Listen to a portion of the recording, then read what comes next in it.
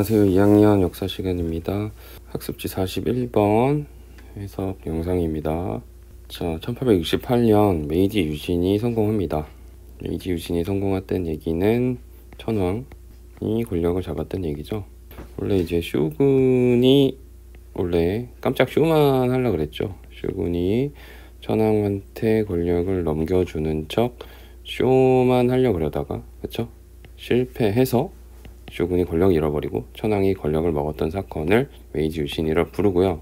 이 메이지 유신을 원래 일으키려고 했던, 다시 말해서 존왕양이 운동을 일으키려고 했던 세력이 4개 정도의 번이 있었죠. 뭐예요?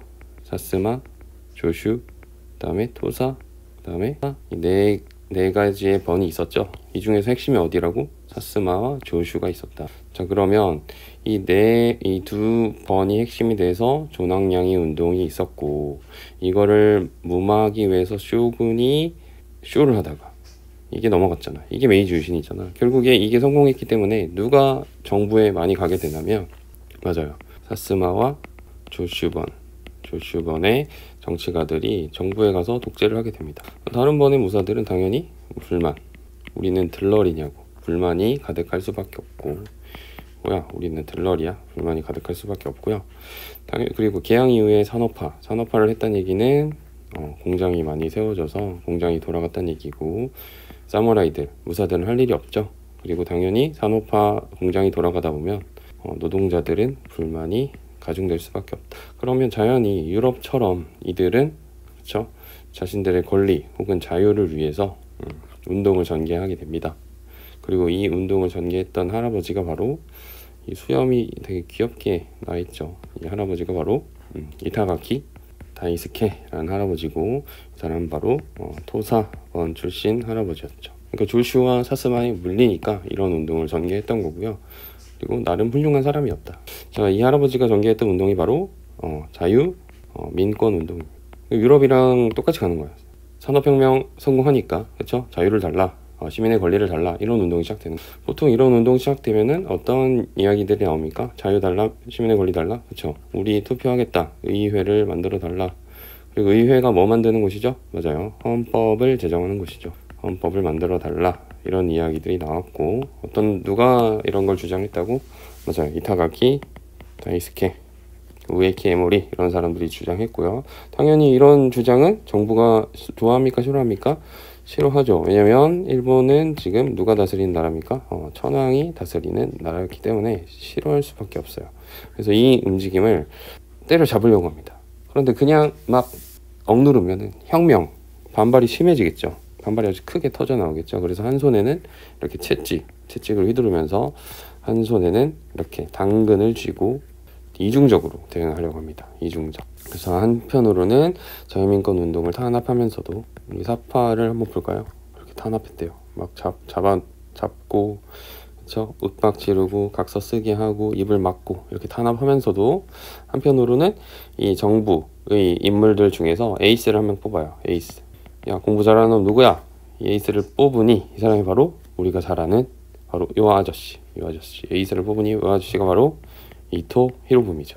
히로부미를 뽑아서, 야, 안 되겠다, 움직임이 심상치 않다, 유럽으로 가서 우리도 헌법을 먼저 만들자, 저들이 요구하기 전에 먼저 만들자라고 해서 이토를 유럽으로 파견하는데, 유럽으로 이토가 딱 갔더니 헌법을 만드는 나라가 많았죠. 근데 유럽의 주요 국가가 결국에 이 세 국가잖아요. 영국, 프랑스, 독일이잖아. 자, 그러면 이토가 딱 가서 봤더니, 자, 천황이 있는 일본이 배울 만한 국가가 어디 있을까? 천황이 있는 일본에 알맞은 헌법, 어떤 나라가 좋을까요? 영국, 좋아요, 나빠요? 안 되죠. 왜냐면 목을 잘랐으니까 안 되고. 프랑스, 좋아요, 나빠요? 안 되죠. 얘네도 왕의 목을 잘랐고 공화국이잖아. 안 됩니다.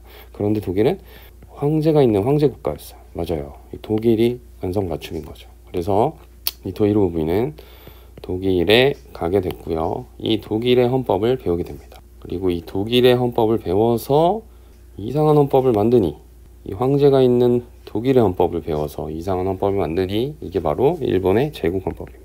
예를 들어 우리나라 헌법 1조가 어떻게 되죠? 뭐 이렇게 되잖아요.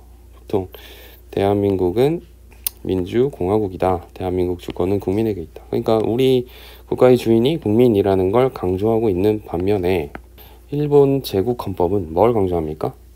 맞아요. 천황. 만세에게 천황이 통치한다. 천황은 신성하다. 침범할 수 없다. 천황은 국가 원수다. 총괄한다. 천황은 통솔한다. 천황은 전쟁을 선포한다. 그렇죠? 신민은 법률을 따르고 신민은 법률이 정한 범위 안에서만 할 수 있다. 뭐 이런 식으로.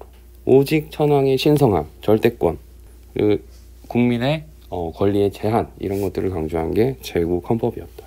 아시겠죠? 그리고 의회를 개설하고 그다음에 정당 정치를 만들어주고 그러니까 겉모습은 민주정치 같이 보이네 이런 모습은 갖춰줘요. 내각 책임제도 도입하고 그러니까 겉모습은 갖춰주는 거야. 하지만 한계가 있죠. 왜냐하면 이거는 시민이 주도한 게 아니죠. 누가 주도한 거야? 정부가 주도한 거야. 그러니까 누가 절대권만 강조된 거야? 천황의 절대권만 강조된 거고 천황의 군 통수권만 보유된 거고 정치 군사의 통수권자 원자 규정이 들어가 있고 국민의 기본권이 오히려 제한된 보장이 된 거 아니에요. 제한된 기묘한 민주주의 체제. 이게 바로 일본 제국 헌법이에요. 아시겠죠? 그리고 이게 결국에 남아서 현재 일본 헌법도 여러 가지 한계가 많이 남아 있죠. 지금 현재 헌법이 이거죠. 현재 일본 헌법도 그쵸. 아직도 이렇게 남아 있어요. 아직 일본의 헌법에도 일본 제국 헌법의 흔적이 많이 남아 있다. 자, 그 다음에 결국에 천황의 이러한 절대권을 강조하다 보니까 이 얘기는 천황 말이라면 모든 걸 따라야 된다. 뭐 이런 얘기로 연결됩니다. 그러다 보니까 이거는 대외 침략의 사상적 기반이 됩니다. 왜냐면 천황이 쳐들어가 그러면 무조건 따라야 되는 거야. 이해됩니까?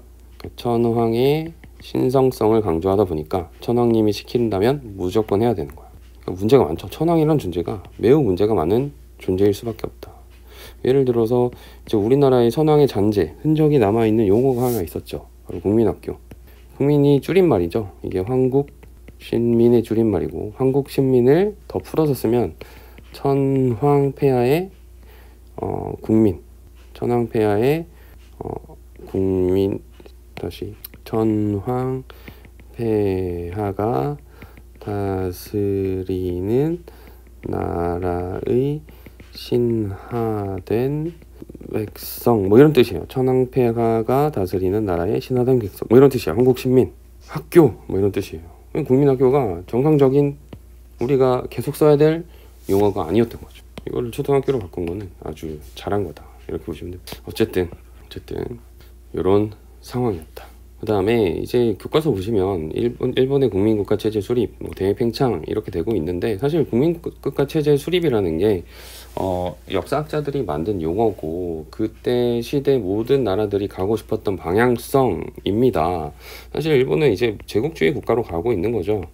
제국주의 국가로 가고 있는 건데 제국주의 국가들이 갖췄던 이 여러 가지 모습들, 요소들을 빼내서 특징들을 모아서 이거는 국민국가다라는 용어를 만들어낸 거예요. 그래서 국민국가라는 용어는 뭐냐면 어떻게 정의를 할 수 있냐.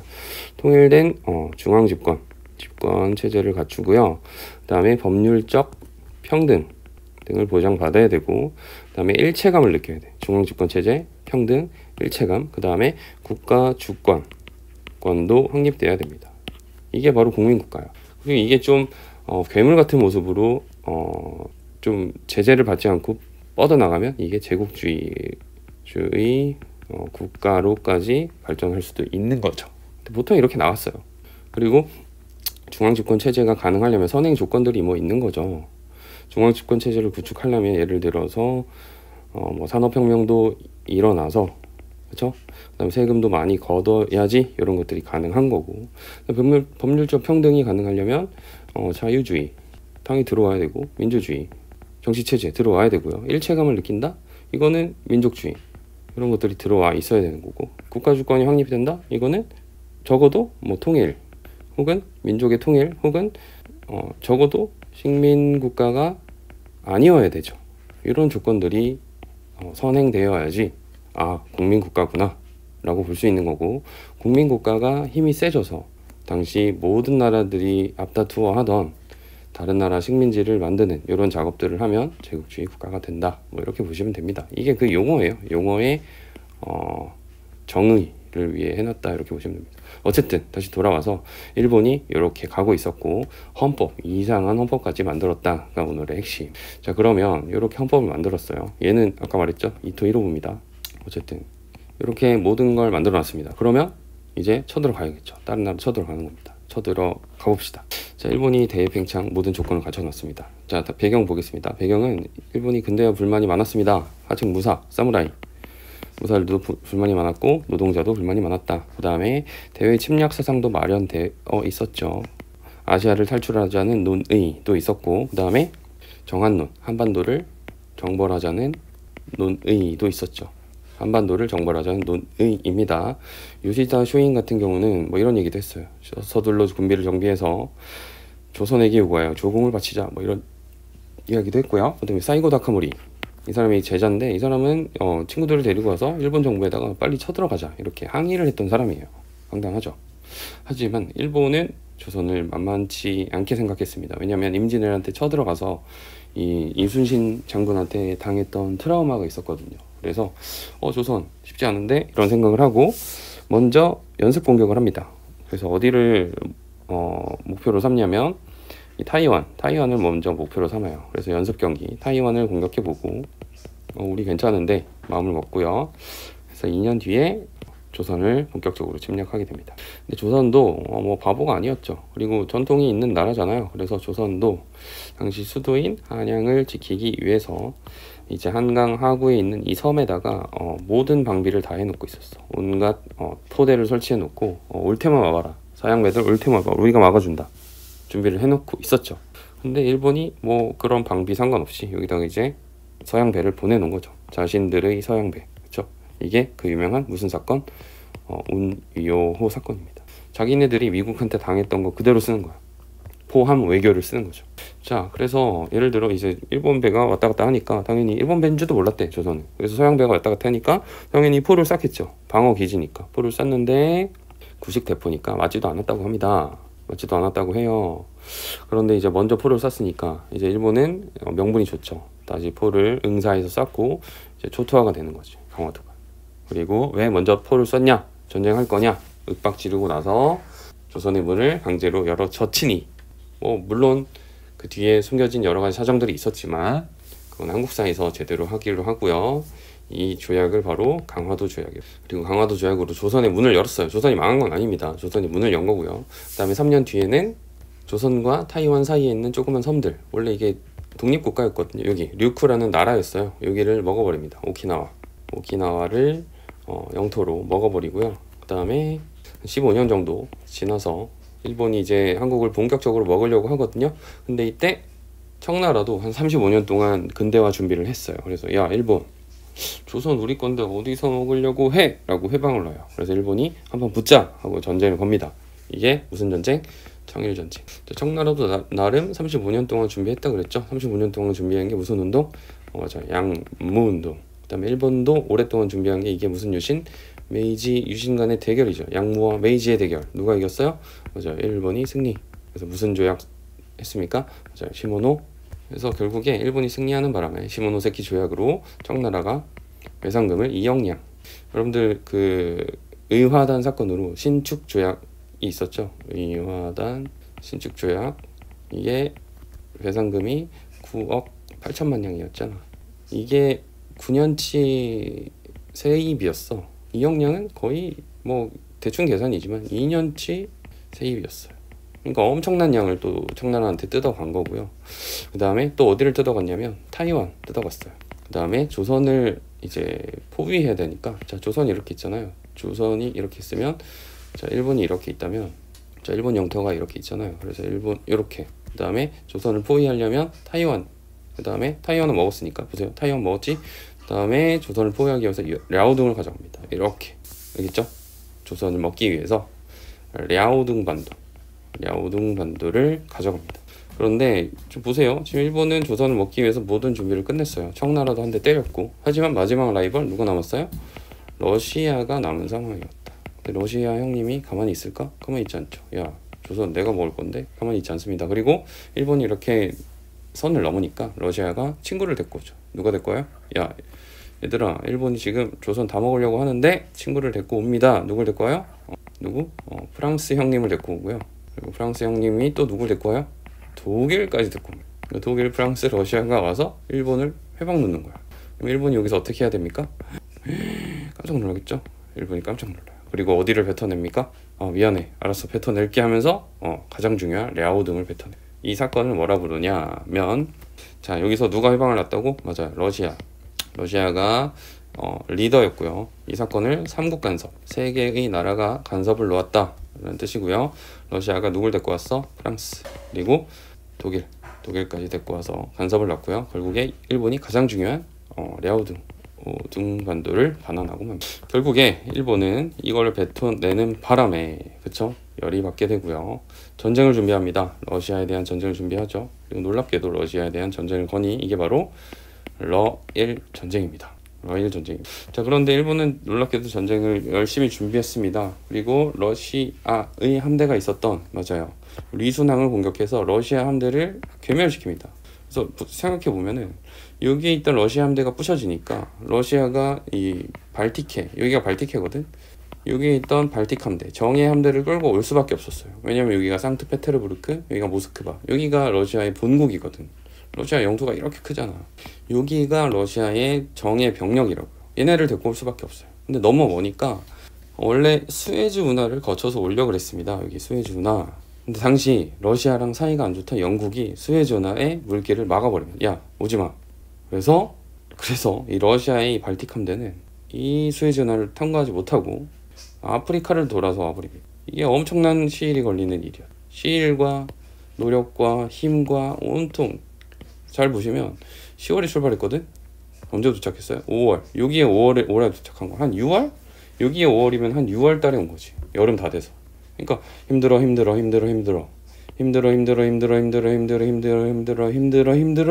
이제 일본 애들은 여기서 지키고 있는 거죠. 오기만 와라. 여기서 이 발틱 함대를 괴멸. 그래서 러일 전쟁에서 놀랍게도 일본이 이기게 되고요. 이거를 누가 화해시켜 주냐면 미국이 화해시켜 줍니다. 야, 그만 싸워라, 힘들지? 화해를 시켜주고요. 이 조약을 포츠머스 조약입니다. 미국의 도시예요. 미국 도시에서 화해를 하게 되고, 이럼으로써 랴오둥 반도를 러시아가 넘겨줬고, 그 다음에 사할린, 자, 여기가 사할린 섬이거든. 여기 사할린 섬의 남쪽을 일본한테 넘겨주게 되죠. 그 다음에 일본이 대한제국, 조선이 이름이 바뀐 상황이었어요. 조선의 보호권을 인정받았고, 자, 모든 라이벌을 물리친 일본이 1910년 강제로 대한제국을 병합하니 조선이 일본의 식민지로 떨어지고 마시겠죠. 그리고 이 과정에서 일본의 기묘한 제국헌법, 그리고 그건 누가, 이토 히로부미가 독일로 파견 가서 그리고 그 배경에는 일본의 자유민권 운동이 있었다. 이런 흐름, 여기까지 하겠습니다.